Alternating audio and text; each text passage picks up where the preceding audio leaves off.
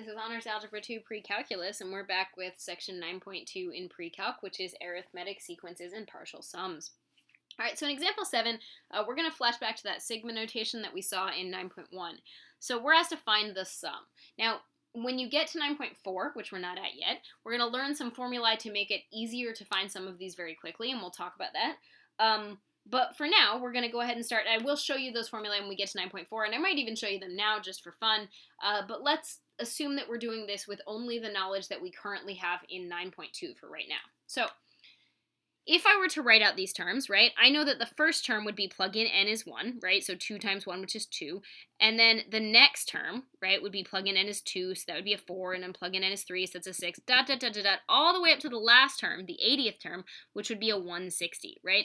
Well, in order to find this sum, all I really need are three things, right? To find the S sub 80, right, to find the sum of these 80 terms, because there are 80 here, so S sub 80, right?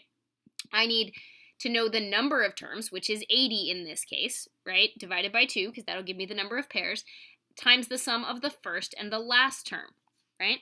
So it seems that this is going to be a 40 times a 162, right? And again, fine to type that in a calculator. Nobody expects you to do 40 times 162 in your head, and I get that this is a 6,480. Great, okay? Now, what makes the second one a little bit trickier, right, and this is definitely tricky, is that I'm starting at n is 3. Now, there are two ways to do this, and I'm going to walk you through both. One option is to just figure out how many terms there are, right, with this n is 3, and that's fine. But we have to do a little bit of a logical leap to do that. So remember how this expression had 80 terms? Well, the way we get that 80 is by doing the finishing term, 80, minus the starting term. So that'd be a 79, and then adding 1 for the end, because we're losing a term essentially when you subtract. This actually happens all the time if you use any Excel spreadsheets and you're trying to figure out how many kids are on a list. If you have a header row, then it's actually not the number of kids that you think are on the list. So you have to take that into account, like if you have an extra row. So essentially, when I knew there were 80 terms, I did the top bound minus the bottom bound, and I remembered to add 1 back for the end. So one way to logically do that is to recognize that this is actually going to have 8 terms.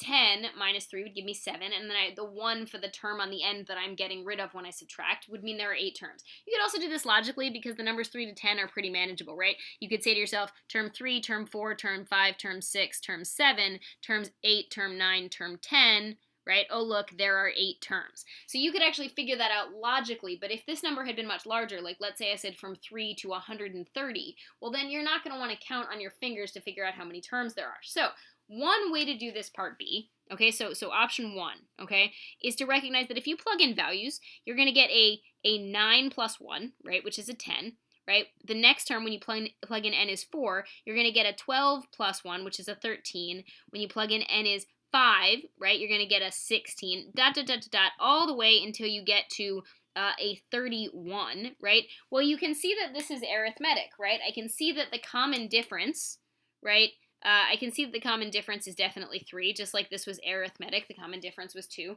So once I know that, I could say, hey, if I spot that, I know that my sum, right, and I can't even call it S sub 10 because it's not S sub 10, because S sub 10 means from 1 to 10, right? So I know that my sum would be equal to the number of terms. And again, that's the tricky part. You'd have to see by inspection that there were 8 terms divided by 2, right? So the number of terms divided by 2, because that's the number of pairs, and then the first term plus the last term. So I'm going to get that this is a 4 times a 41, which gives me a 164. And that's great. That's one way to do it, right? There is another option if you're saying, Hogan, how on earth was I supposed to, sorry, I totally smudged that. If you're saying, Hogan, how on earth was I supposed to notice that there were 8 terms? There is another way to do this.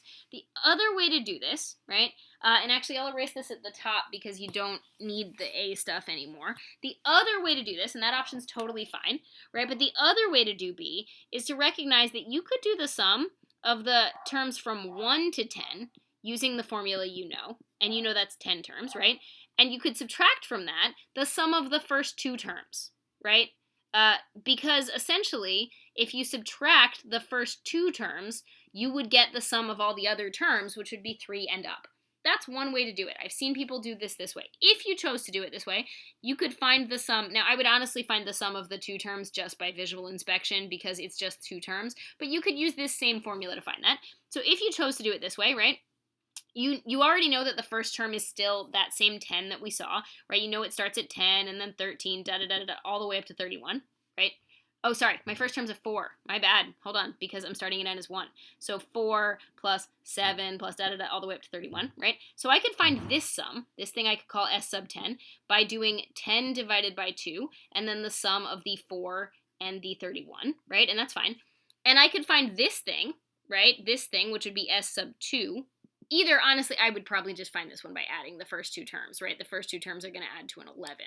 But you can find it in a couple different ways, but you can see the first two terms would add to an 11, right? It's the first term. When you plug in 1, you get 3 plus 1, which is 4. When you plug in 2, you're going to get 6 plus 1, which is 7. So your S2 is an 11. So you could find S10 minus S2, right? So you could find your S10, right, minus your S2, which is an 11, and that'll also give you this 164. Again, this is just a different way to do the same problem. If you did this way, you're going to get that this is a 5 times a 35, all minus an 11, right? And if we do 5 times 35, again, don't have to do it by your hand, you're going to get that that's a 175 minus an 11, which absolutely gives you the same 164. So again, there's a couple different ways to get to most of these answers. Both of those yield a 164, but there are different logical ways to get to it, and neither one's more right than the other. It's just a matter of where you feel more comfortable.